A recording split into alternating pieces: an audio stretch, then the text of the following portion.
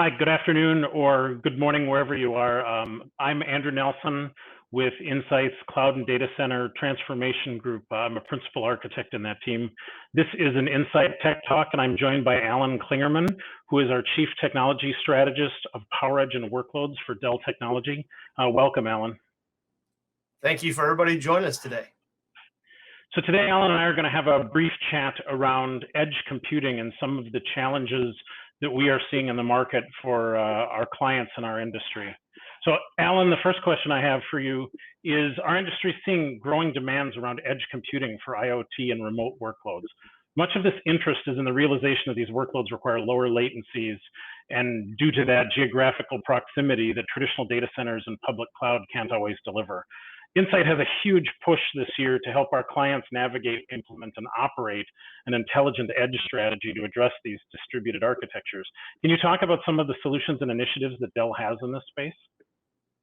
Yeah, thanks for that question. In fact, a lot of interesting things going on at Dell Technologies today around the edge. And when I think about it, when I think about the edge, right, it really is that data is at the core of everything we do as a business today.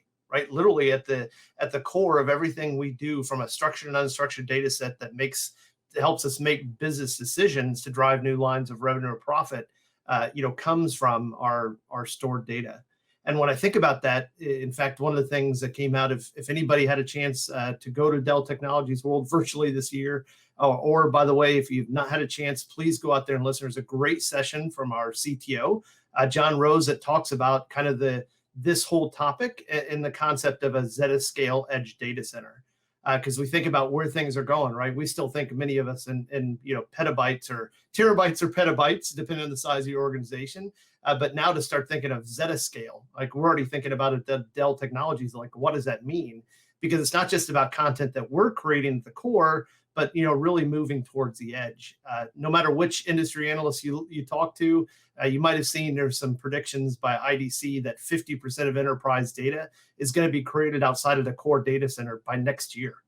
So even if you vary from that, just to say that over half of your data is going to be coming from that area, maybe you haven't thought about that, right? You're not working as closely with your operational technology teams, where the physical touches the technical world. What do we do with all this machine-to-machine data that's being created to create some type of actionable, insights?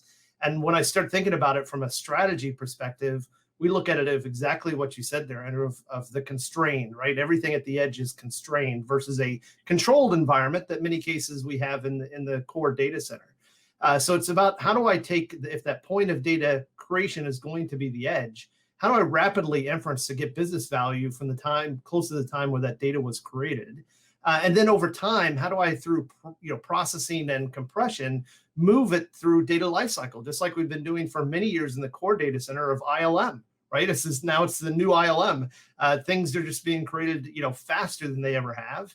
And those 4 V's of big data become a very big challenge for all of us, in addition to the constraints of the edge. And we've been doing, not only do we have the strategy in place, but we're building a number of products around it. You might have seen that our XE, Extreme and Emerging category, and XR, and Extreme and Ruggedized platforms, are continuing to grow, given those constraints in mind. So things like 2-post racks and short depth form factors, and sometimes air-cooled environments, right, are all the realities of what we deal with at the edge.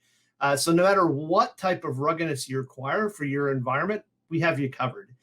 Whether it's just standard PowerEdge, by the way, a majority of PowerEdge can run at fresh air up to 104 degrees Fahrenheit, without anything. Just standard PowerEdge server out of the box, ready to go with cool air designs. But if I need something more ruggedized, move up to XE, right, where I can actually do some more inferencing, and it's more ruggedized, and air filters for manufacturing and retail environments. Or fully ruggedized with XR, where I'm actually a field-based application. I'm in DoD. I'm out, in the military, or I'm in oil and gas doing exploration, right, to look for that next repository. So that's where XR comes in. And outside of the hardware platforms, we think about the software frameworks, right? When you think about our strategy, it comes in extremely important when you think about open source. Technologies that we've kind of combined in something called the Dell EMC Streaming Data Platform, is Apache Flink. Some of you may not be familiar with it, but think about the ability to combine event-driven application-created data, streaming pipelines, and stream and batch analysis all in one control plane. It's a pretty powerful tool. The next one, hopefully everybody knows if you've been doing any artificial intelligence with Apache Spark. And finally, another name that might be new to you is something called Pravega. Think about it as this new streaming storage abstraction layer that can handle things in more advanced manners than Kafka or Pulsar. So lots of really cool technologies from both a hardware and software stack to make this a reality for our customers together. Yeah, thanks for that, Alan. That's great dialogue, and all those technologies are very appropriate to this new wave of architecture that we're seeing at the edge. So along those same lines, computing at the edge stretches our security perimeters and poses new challenges for clients. Updating and monitoring and managing all that stuff you just talked about, and securing it at the edge can add a fair amount of complexity, especially given that IT talent generally isn't at these locations. How is the Dell PowerEdge team and offerings addressing some of these new and frankly old challenges that we've had of remote management, and what advances is Dell making toward truly autonomous compute infrastructure that I've heard in the trades about? Yeah, certainly to your point, it's old and new challenges alike, right? They don't go away. They just make themselves more and more relevant at the edge.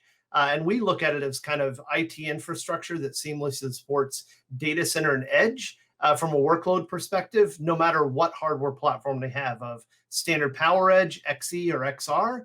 We want to have a complete end-to-end software management stack to do all the things we've been struggling with for a long time, right? Whether it's unattended installations, lights out operations, full remote manageability of the platforms from a power on, power off post perspective, going in and making changes to it, or where many people are starting to go of leveraging infrastructure as a code. I think it's going to become more and more important as we move forward, because I'm going to have this proliferation of new devices that live at the edge where I don't have exactly what you said. There's no skilled talent.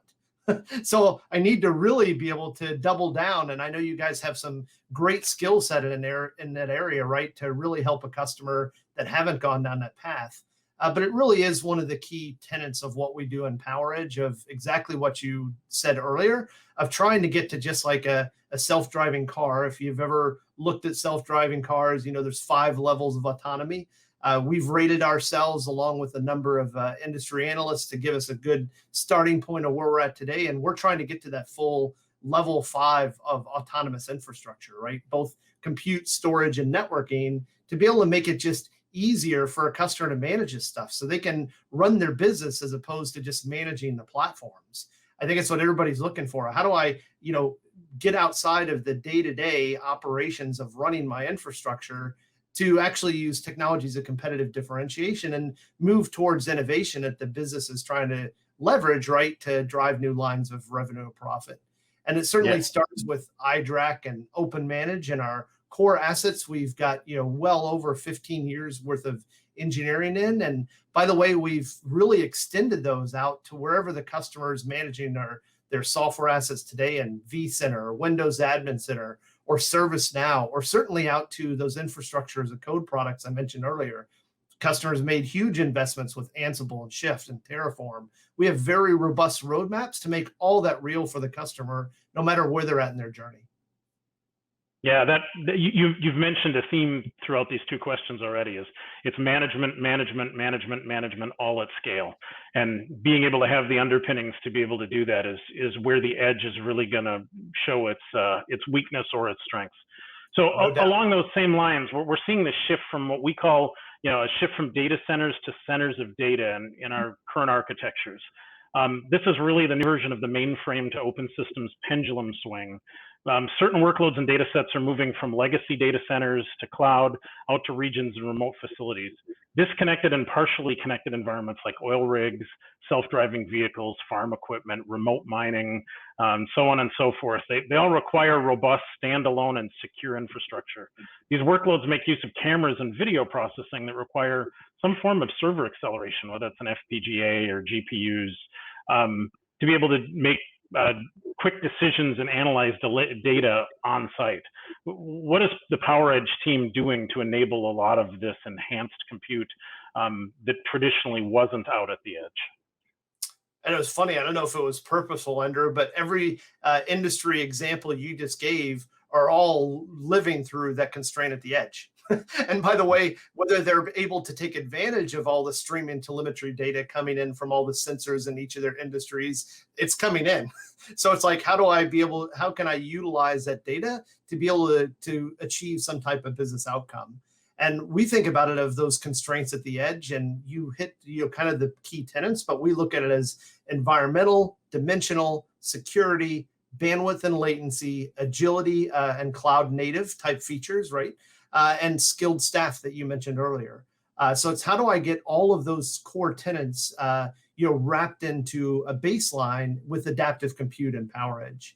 And when I think about it, right, exactly what you said there, server acceleration is a interesting category that's growing very fast. It's highly contested. Competition's great for all of us, right, in the marketplace. And we're starting to see lots of innovation and competition here, whether it's, as you kind of alluded to, GPUs, FPGAs, or even some things that not everybody's heard of, like intelligent processing units or data processing units that'll be coming out with DPUs later in smart NICs. So lots of interesting technologies that really we need to ensure that as a platform, we can adapt quickly to take all of those core tenets and bring them into our platforms. We call it as within PowerEdge as adaptive compute. I kind of say it's like taking all those merchant silicone vendors that fit each of those categories and pulling those ingredients together and making an incredible cake that everybody wants to come consume, right? Because here's this fantastic cake using all these technologies to be able to achieve some type of business result, right? That's the sugar, that's the icing on top. How do I go create value for my organization to drive new lines of revenue or profit or decrease operational costs?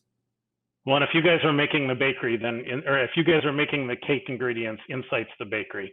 We like working with Dell, and thanks for this conversation. This is, if any of this resonates with you, please reach out to Insight and Dell for follow-on conversations. This is a really hot topic for us, and 10 minutes doesn't do this justice. So I appreciate your time, Alan. Thank you. You too. Thanks, everyone.